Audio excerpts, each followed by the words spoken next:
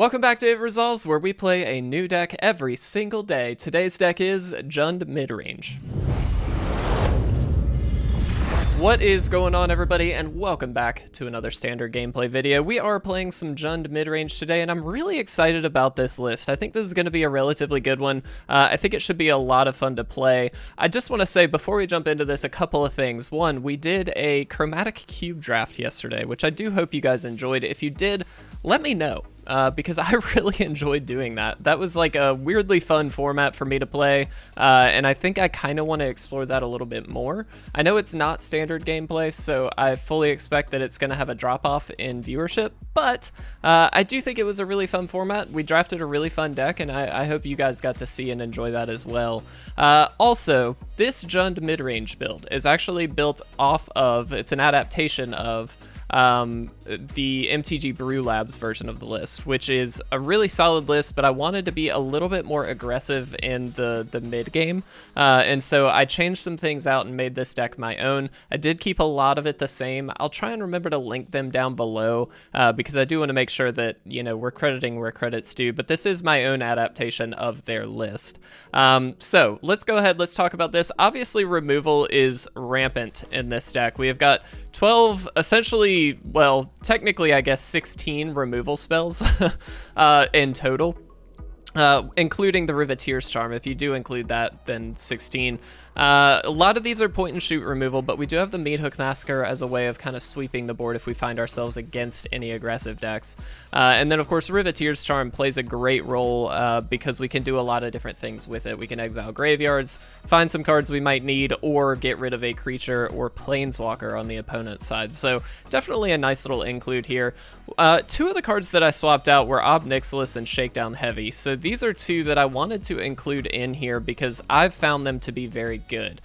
Shakedown Heavy generally is going to eat a removal spell pretty quickly, but if it doesn't, or if we find ourselves against a deck that doesn't necessarily have the best removal options, this does just kind of take over the game, and it gives you an extra card draw opportunity. Not always going to happen, of course, but it does certainly help out. Ob Nixilis has also just been really good, in my opinion, overall. I know it's probably fallen a little bit more out of favor, but in general, it still seems really good to me. And so I'm including it only as a 2-of, but I do think it's a very powerful card for sure. And we have got a lot of big creatures that we can actually sacrifice to the casualty and get a lot of extra value for. And so I feel like it's definitely worth it.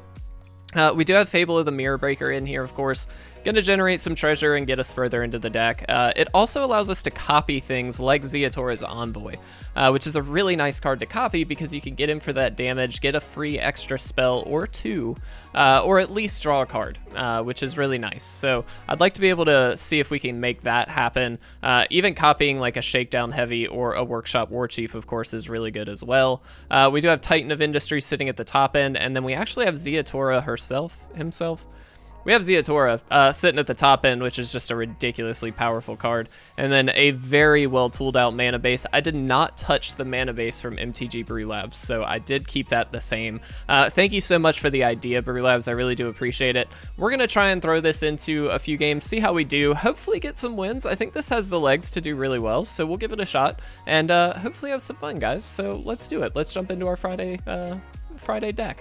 Alright guys, and here we are for game number 1. Now, we are a little bit light on mana here, but if we do get any untapped mana, that does open up the opportunity for the Shakedown Heavy, and we've got plenty of removal that we can use in the meantime. So I think this is definitely a keepable hand. The Titan of Industry in the opener is certainly not what you want, just in general, but we might be able to get somewhere with this. So we'll see what the opponent wants to do, but definitely a keep on our end. Guys, I do hope you're having a fantastic Friday. I hope it's kicking off strong. Hopefully you got some fun plans this weekend. There's our land. That's exactly what we wanted.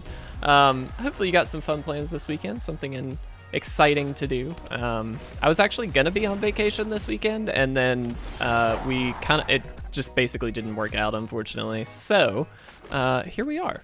I'm not gonna be on vacation this weekend. I think we are just going to strangle this here. Being a little more proactive, I know, but the Strangle is sorcery speed, so we kind of have to do it on our turn. And I think the expectation is we're probably just going to play a Shakedown Heavy. Maybe. Maybe. Let's throw the black source out here. Okay, so probably do just need to kill that, don't we?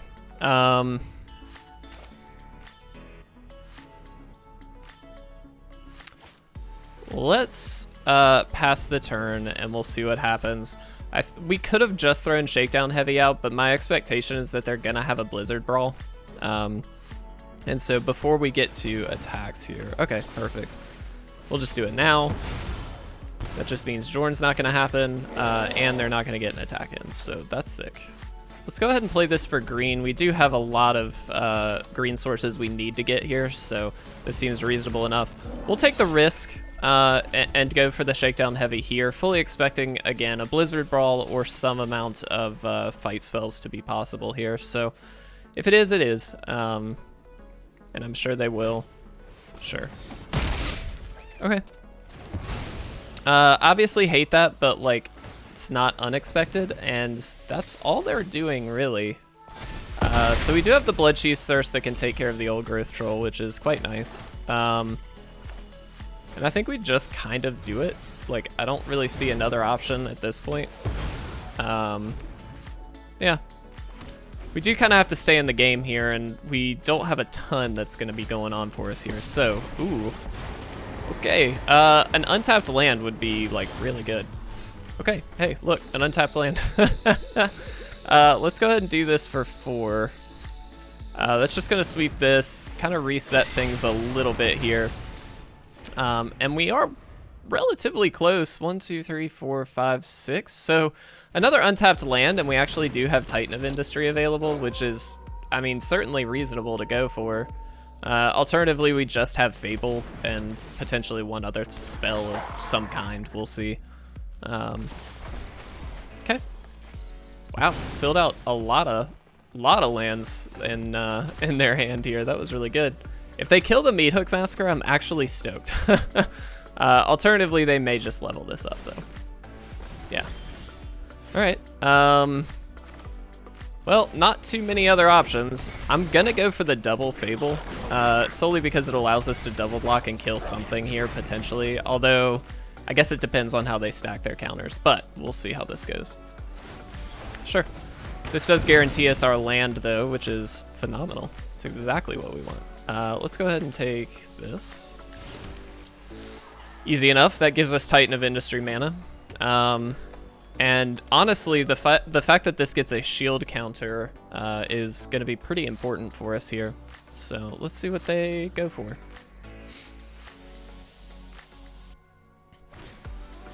Okay. Yep. Sure. Don't love that, but obviously we can't really do anything about it, so that's fine. I'd rather them use their Blizzard Brawls now. Wow, they are just going for it. Okay.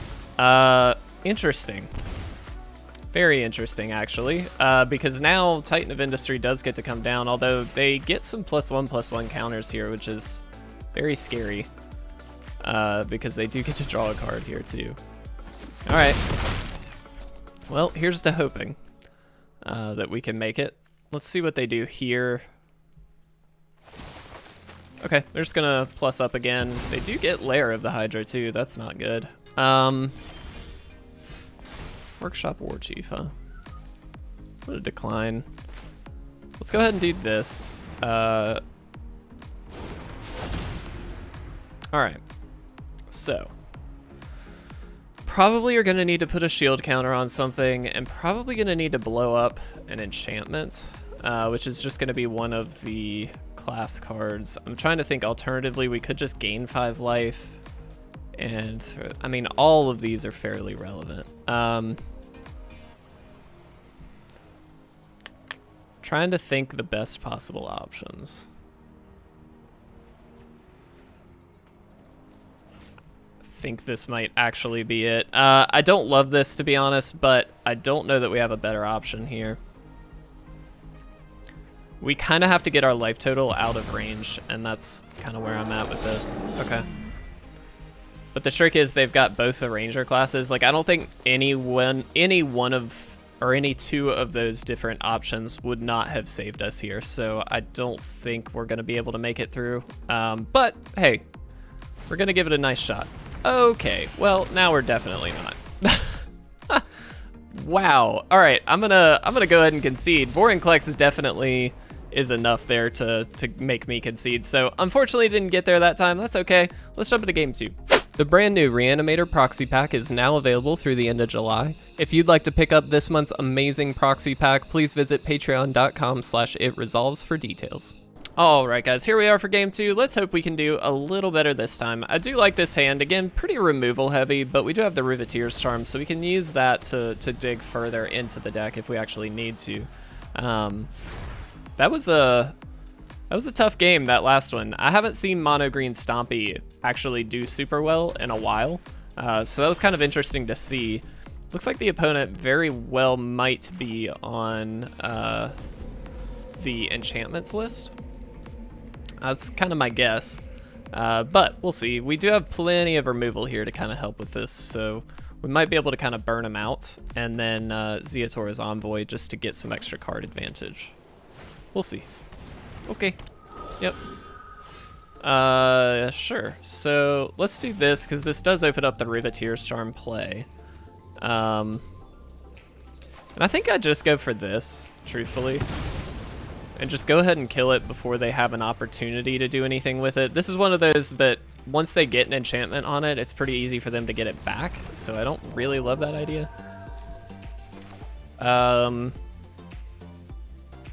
Yeah, I'm actually going to go ahead and do this. Ob Nixilis, huh? It's tempting, but we don't really have anything else to do. It's kind of the problem. I'm actually just going to go for this. I'm not sure that this is correct. We should be able to, we should have exiled their graveyard potentially, but we kind of just needed to buy ourselves a land here, unfortunately. That was kind of a sketchy move, I'll be honest. I'm not positive on that one. Okay, that's very good. There is a land, that's helpful. Okay, so we can Zeotora's Envoy and Bloodchief's Thirst or Strangle, whichever one we'd like. So let's go ahead and throw this out there. I think we just go ahead and Strangle the Naturalist. Because that cheapens up so much of what they're doing, I think that that's worth it. We do give them these Kamis back, which is unfortunate, but we'll see what we can do. What's interesting is because we have so many like heavy power level creatures in this deck, you can actually pretty easily sacrifice them or casualty them out with the Ob Nixilis. And get like a pretty close to ultimate Ob Nixilis pretty easily. So let's see what they do, if anything.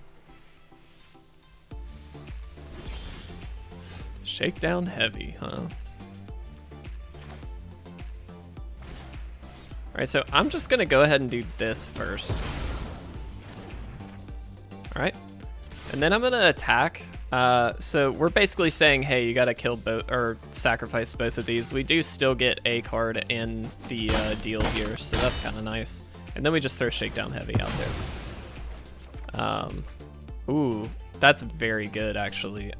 Do we just exile their graveyard? I think so. I'm gonna go ahead and do this. They get the Kamis back, so I feel like that's important. Would have felt really good to have gotten Shakedown Heavy out there, but I think the graveyard exiling is pretty crucial. If they just don't have much in their hand, we're kind of bricking them on the recursion aspect, which is pretty nice. Okay. That's annoying, but it doesn't really do anything right now, so that's cool. You did it.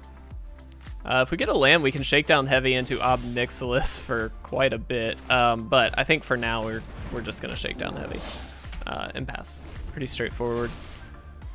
Thankfully, these are only hitting my Shakedown Heavies, so that's actually quite nice.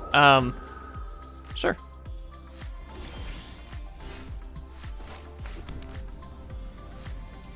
So let's see what they do. I'm gonna go to attacks first. They can't block it, so it really doesn't matter.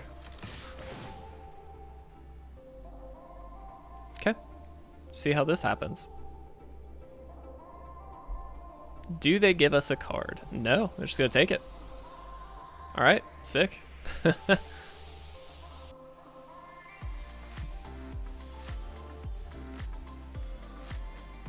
Do they have an instant speed spell? Oh, they have the Seat of the Empire. Man, yeah, sure, you got me. All right, well, that makes this play pretty easy. We just go for the 1. I guess technically we could have waited, but I think we just have to go for it here. And we pass. They do get the flip on the Reign of Truth, which is now just a 1/1, and they do have 3 cards in hand, so I'm curious to see. Heyo. Well, that's really good. Okay.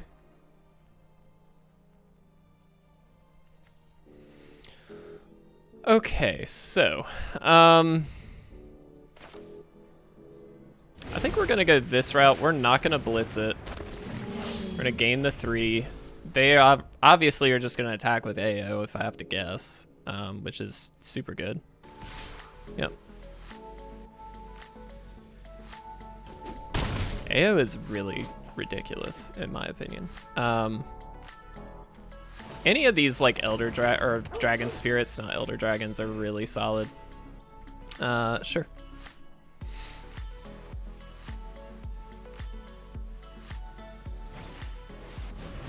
Okay. So they definitely have rebuilt. We kind of need some action here for sure. Ob Nixilis is like fine, but not great.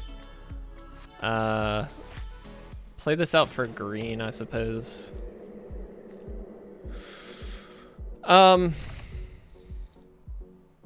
Yeah, I'm actually gonna do, I don't know if this is right, but we're gonna do it just to kind of see what happens here. So we get a 4/4, we get an extra Ob Nixilis, which is pretty reasonable. We'll minus this one, we'll plus this one, I think. They're obviously gonna be able to kill 1 if they would like to. Potentially do a little bit more damage than that, but like we will see what they actually go for. Ooh, that's actually quite bad. So they can get the Generous Spirit thing, Generous Visitor back. Now if they have an enchantment, they can power up AO, which does kill the big Ob Nixilis. Okay, 1 was a land, that's helpful. And there we go. Okay. Teleportation Circle. Man, what a card. Interesting they put it there and didn't put it on the AO. I feel like that might have been a mistake. I think AO would have been the way to go, so they could have killed the 6 power or the 6 loyalty Ob Nixilis. As it stands, we still get to keep both, or at least one of them. Technically both, even if they attacked with everything. Okay. So now they get to draw an extra card, obviously. I'm trying to think what gets us out of this. I feel like a Meat Hook is probably just the best option. Let's do this. Let's do this. I actually think we're gonna go this route. So the reason I'm kind of wanting to go this route is because I'd like the extra card, personally. That's kind of where I'm at. And so if we do draw a card off of the War Chief here, it could potentially be a decent removal spell. It could be a lot of things. So, and we get another 4/4 out of the deal. Zeator's Envoy. Okay. Sure. On the bright side, our life total is not super in danger. Like, they do have a lot of stuff on the field, but they're not just going to kill us in one turn, and technically we have lethal next turn, so they have to be semi-aware of that. The trick is they're obviously drawing extra cards with the Teleportation Companion combo, and we can't, like, safely attack in very easily, while they can just continuously attack in with AO, because we literally can't do anything about it. We do get to blitz the Zeator's Envoy, I suppose, which is nice. And that does have trample. So we'll see. Wow, they're gonna attack us with the portrait. Is it us? Yeah. I'm not gonna block that. I guess we could have blocked with the devil to kill the companion, which would have removed that possibility as a draw engine. Maybe that would have been better. That could have very easily been the right play. Interesting. Okay. That's fine. I mean, I don't love that, but obviously we're not going to do anything about it. All right.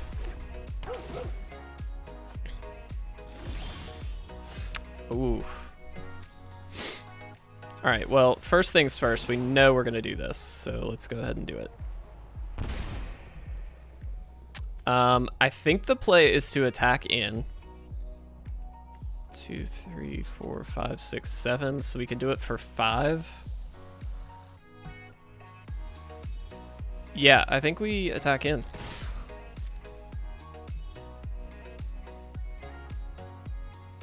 And I'm sure they're expecting that they can just, or that we're gonna sweep or something here, but them blocking like this means we don't have to meat hook for quite as many if we don't want to. Interesting. Okay.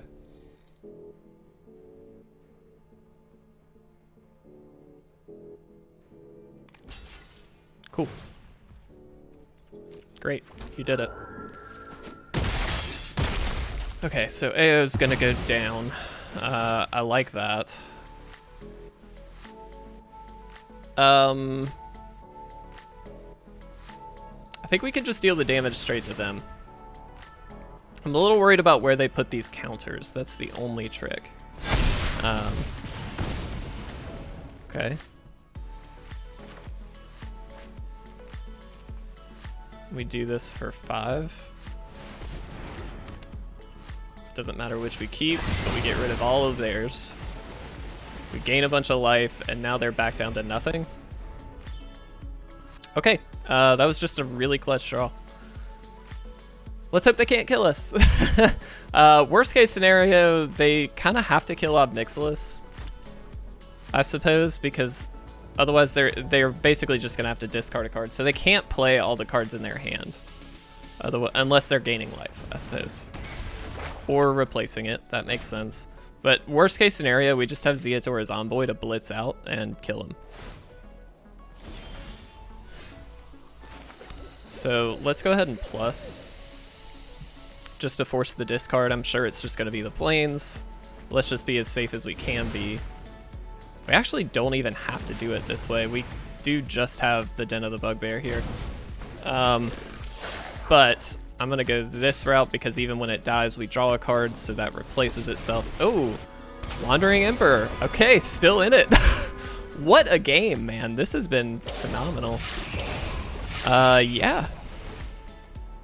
And we don't draw a card off of it. So yeah, well done, opponent. That was super, super good. They also are going to be able to get something back here. Might just be the companion to draw an extra card. Yeah. Lucky for us, it does come into play tapped. They can minus the Wandering Emperor to give themselves a token. They have a Kami. Okay. Man, what a game. This has been phenomenal. Unfortunately, this is probably going to be our last game. Okay, so they are going to go ahead and replay. Sure, that makes sense. That's less than ideal.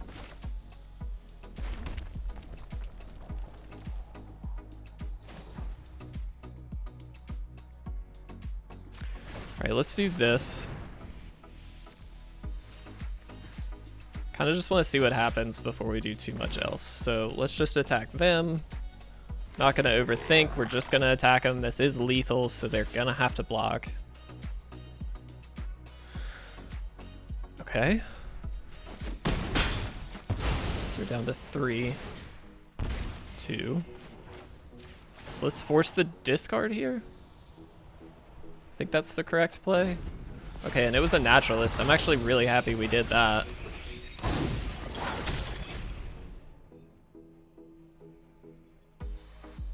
This is just a fascinating game, I'll be honest.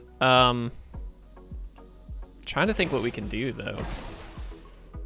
We put a 1/1 counter here. Okay. That's kind of fine. I don't particularly care about that.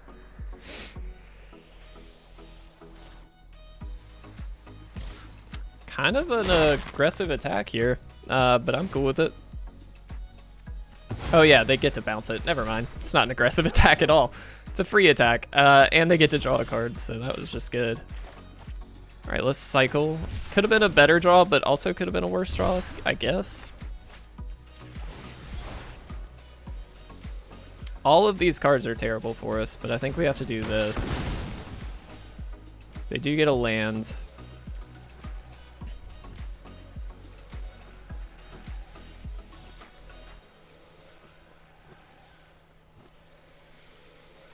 Whew, man, what a game.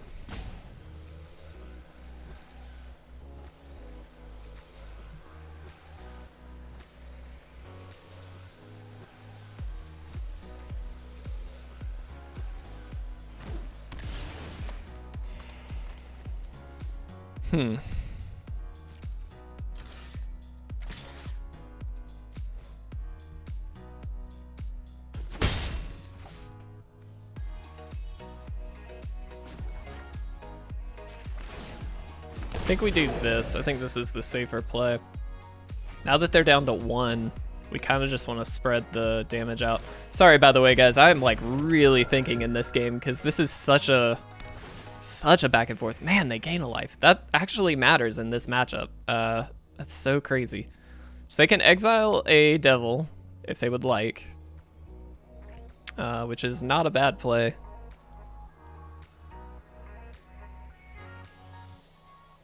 They can't safely attack in. Oh, I guess they could give it the Spirited Companion first strike. Yeah, so they're gonna do that and attack. So I'm pretty much just gonna snap block here, deal 1 here, and we win. What in the world? That was such a good game. That was a phenomenal game. Okay, I'm sorry I'm starstruck at the moment. Let's talk about this deck. All right, guys. That was such a phenomenal like back and forth between the Selesnya enchantments and the Jund Midrange. I can't believe we squeaked that one out. I'll be honest. I thought they had us taken over there, but we were able to get the win. That felt really, really good. As far as the deck goes, it just feels like a good mid-range deck. I don't think it's, you know, at the top of the meta or anything crazy like that. Obviously, we would know if it was, but I do think it's relatively good. It's a fun deck. I love the Jund colors right now, and I love a lot of the sacrifice mechanics that Jund has. I love Blitz. And all in all, I feel like this deck kind of features a lot of that stuff very, very well. So in general, I thought this was a blast to play. I think it could certainly be better, but again, MTGBrewlabs, thank you so much for giving us the basis for this deck. I did take that and tweak it to my own liking a little bit, but all in all, it was great. Really, really fun deck, very resilient deck, and very, very well set up to kind of deal with a lot of things. Even in the enchantments deck, exiling the graveyard being one of the big things that you can do is really, really clutch. So all in all, loved it. I hope you guys enjoyed it. Thank you guys so much for watching. I really do appreciate it. Leave a like, leave a comment down below. Stay tuned for tomorrow's videos. We do have a guest slot, which I'm really excited about, and I hope you guys enjoy. But until next time, guys, I'll see you then. Thank you so much.